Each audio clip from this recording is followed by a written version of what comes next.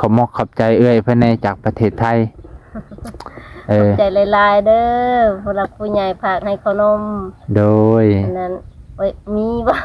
มีไว้ยำจัมโบ้หลายๆเด้อผู้หลักผู้ใหญ่ฝากให้ขนมอยู่ดีมีแห้งบอกเพิ่นไว้เจ็บให้ใคร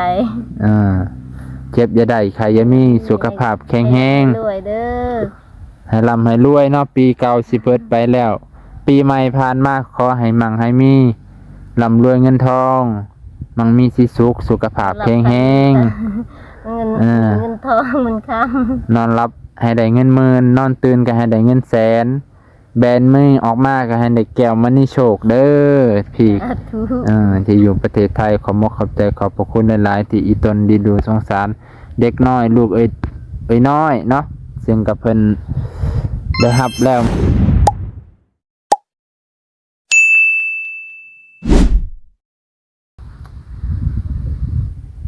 สบายดีพ่อแม่พี่น้องลุงป่าเบิดสุขุสุคนที่เคารพเช่นเก่าเช่นเค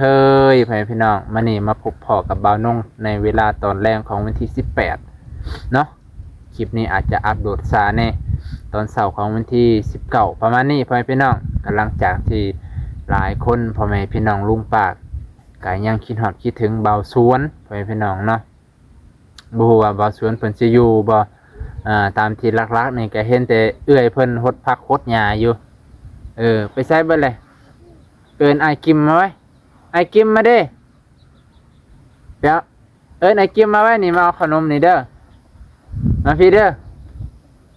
นะพอดีสิบอกให้น้องๆเพิ่นมาเอาขนมเพิ่นน้องพอดีเอื้อยเพิ่นจากพี่จากประเทศไทยเพิ่นพี่น้องเพิ่นก็ได้ฝากเงินมาซื้อขนมฝากลูกของบ่าวสวนพี่น้องนะบ่าวนงก็ถือว่าได้เฮ็ดสะพานบุญให้เพิ่นซื้อขนมข้าวต้มมาฝากเพิ่นพี่น้องแต่ก็มีมาม่ากับขนมพี่น้องเนาะนี่เป็นมาม่าพี่น้องยำนะพี่น้องยำจัมโบ้รสหมูสับกับขนมนี่พี่น้องนี่กับขนมนี้อร่อยแล้วก็บ่น้องก็ได้ซื้อสบู่ให้เพิ่นน้ำให้เพิ่นนะสบู่ให้เพิ่นโอเคเพิ่นนะเดี๋ยวไปฝากร้านก่อนบ่ฮู้ว่าเพิ่นอยู่บ่เนาะตอนค่ำหัวแรงคือเงียบแท้ไปเพิ่นนะไปนำกัน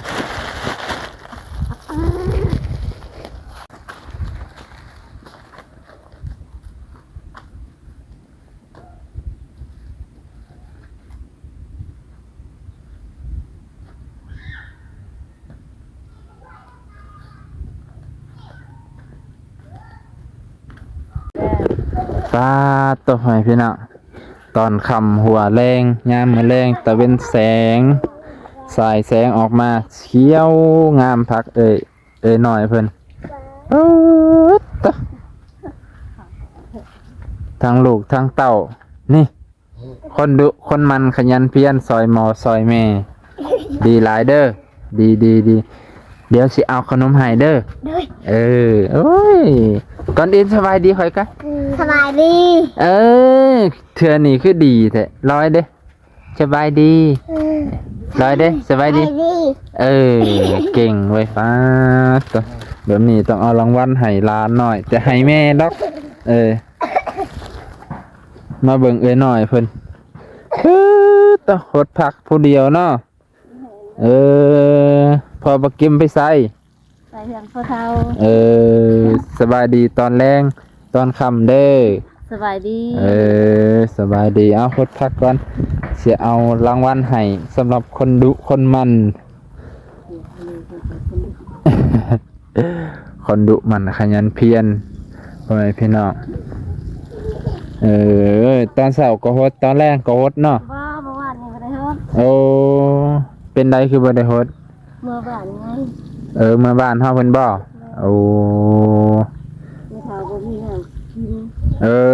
ไม่เท่าบ่มีน้ำกินก็เลยตักน้ำมาพี่ไปพุ่นเอาน้ำไปย่างนั่งนี่ก่อนนี่นั่งหัวโพน นั่งหัวโพนก่อนพี่อยู่เทิงพี่เจ้านั่งมองสูงข่อยจังสีมาแม่ลอยมาไว้ตาตัวของผักของตอนเด้ออันนี้ไว้บ่ยำเนาะยำจัมโบ้รสหมูสับเพิ่นว่าคือสิแซ่บบ่ค่อยก็เคยกินอยู่แต่บ่ค่อยได้กินจริงจังอ่ะนะป๊ดเอาของเอ่ยเพิ่นมาฝากจากประเทศไทยเพิ่นล่ะแต่เพิ่นบ่ได้บอกบ่ให้บอกชื่อดอกแต่ว่าเพิ่นเห็นลูกเจ้าลายเพิ่นก็เลยลูกเหยียบอันนั้นน้ำเด้อเหยียบน้ำด้วยร้อยเด้อมายืนทางหลังแม่ก็ได้ร้อยยืนทางหลังไว้อันนี้สบู่ให้เพิ่นน่ะสบู่ให้เพิ่นได้ซุกได้ถูพาตัวให้กันแจ้งอยู่กลางสวนเลยให้เพิ่นน่ะเก็บไว้ทงไข่มาโซให้เจ้าเห็นซื่อๆดอก นั่งลงเลยนั่งไว้มาไหมมานั่งน้ำแม่ไว้มาไว้เดี๋ยวไหนแม่บ่ปันเด้มาเลยมาเลยคนเก่งบ่ต้องอายเด้อคนเก่งนี่คนกล้าบ่ต้องอายคนกล้ามาไว้เท่ากิมไปใส่ไปเหือนป่านั่งทางหลังย้ำให้น้องเนี่ยคนกล้าบ่ต้องอายนี่แหละเพิ่นล่ะตกคักขอมกขอบใจเอื้อยเพิ่นในจากประเทศไทยใจลายๆเด้อผู้หลักผู้ใหญ่ฝากให้ขนมโดยนั้นมีบ่มีไว้ยำจัมโบ้ใจลายๆเด้อผู้หลักผู้ใหญ่ฝากให้ขนมอยู่ดีมีแห้งบอกเพิ่นไว้เจ็บให้ใครเจ็บอย่าได้ใครอย่ามีสุขภาพแข็งแรงรวยเด้อให้ร่ำให้รวยเนาะปีเก่าสิเปิดไปแล้วปีใหม่ผ่านมาขอให้มั่งให้มีร่ำรวยเงินทองมั่งมีสิสุขสุขภาพแข็งแรงเงินทองมันค้ำนอนรับให้ได้เงินหมื่นนอนตื่นก็ให้ได้เงินแสนแบนมือออกมาก็ให้ได้แก้วมันนี่โชคเด้อพี่ที่อยู่ประเทศไทยขอขอบใจขอบพระคุณหลายๆที่อีตนดีดูสงสารเด็กน้อยลูกน้อยเนาะซึ่งกับเพิ่นได้รับแล้วมื้อนี้บ่าวนงกับแลนไปในเมืองพอดีทันเลยคอนหานค่าสิปิดเบิดซ้ำนี้แล้วบัดนี้ฮดพักตามปกติได้สิแกะให้ลูกกินก็ได้กินบ่ล่ะแกะเด้อหลายๆเด้อบ่น้องว่าเป็นหยังเดี๋ยวความยินดีได้สาว ให้ได้เมียไว้ๆเนาะแม่ไปไสก็มีแต่ผู้อวยพรให้ได้เมีย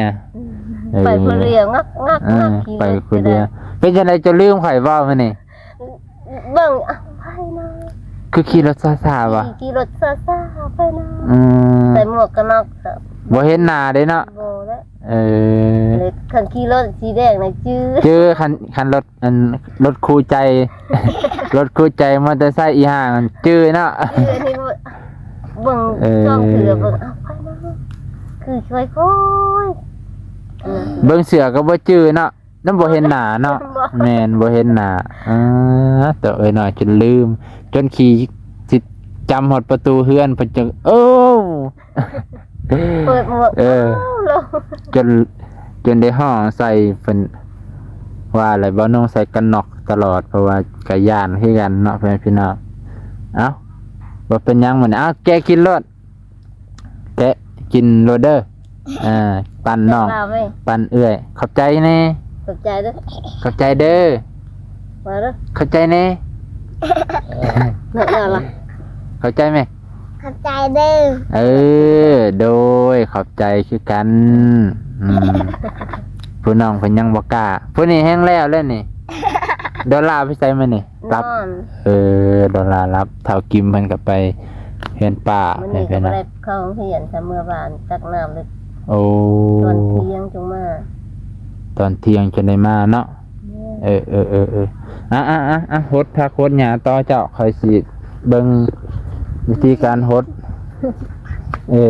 แกะกินเลิศร้อยขนมแกะให้อ้ายนำ แกะปันกันพูละก้อนก็ได้ร้อยเจ๊เลิศโอ้ตัวผักเพิ่น สิได้เด้อ ผักสวยผักสวยรวยสับไปเพิ่นน่ะไล่ผักบัวบ่ออกเครื่องมือซ้ำมือเลยหวาน ใช้ผักบัวตัวใด ทางหลังจำได้ไหม ผักบัวโอ้อันนี้บ่ แม่น เออผักบัวนี่บ่ปรุงเนาะเออไปเป็นน้อง บ่ออกไหน หอมแดงนั่นแหละใส่หัวมันก็บ่เห็นมีแต่หญ้าก็บ่เห็นหัวโผล่ออกมาในอยหนึงซั่นผักบัว